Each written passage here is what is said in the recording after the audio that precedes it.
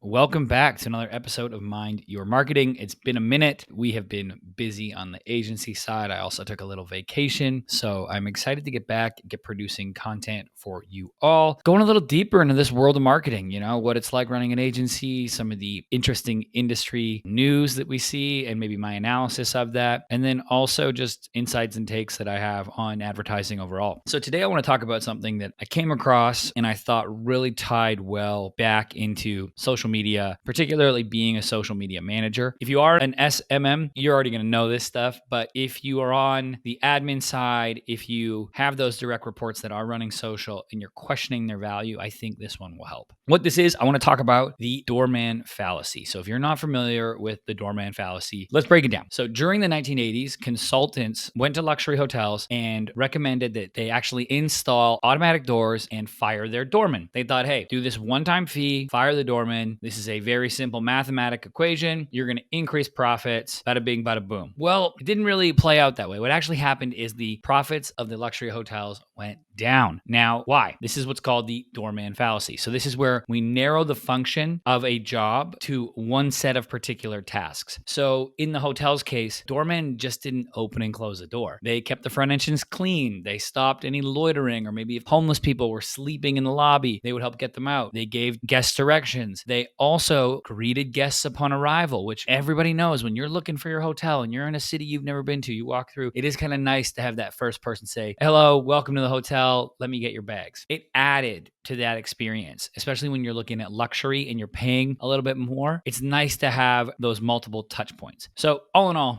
what that means is the job is a lot more than just opening and closing a door. And I think that actually translates over to social media marketing really well. So I use this fallacy because I want to caution people. If you're sitting there thinking like, oh, our social's not important, we can automate it with AI, we can automate it with a chat bot, you're effectively installing those automatic doors. And what we actually have to think about is our social media manager, whether they're on full time, whether you have several of them managing the community, or whether it's a person who comes in and checks for you on an hourly basis, whatever that is, right? An agency, you name it. The person doing that, whatever solution you choose, is so much better than any AI or chatbot solution because one, real people can handle nuance. Anyone who's ever put in a customer service request and got back a bot, you know how frustrating it is trying to deal with a bot when you just start typing in agent over and over again until you can actually speak to somebody. Social media managers help that whole interaction go a lot smoother, and they're able to connect with people, hear the nuanced problems, make judgment calls, know when to escalate, know when to help people. They do a lot. They handle those gray areas too that really require empathy, right? When we look at the entire landscape on social, if someone is tweeting at a brand and then they're getting an automated response back, that is so frustrating. So you can go look at any airline, for instance, and go look at Delta Airlines' last 50 responses. They're either going to be trying to get people into DMs to handle a private issue, or they're going to be helping direct them handling a nuanced issue right there in the public. This is absolutely huge and something that,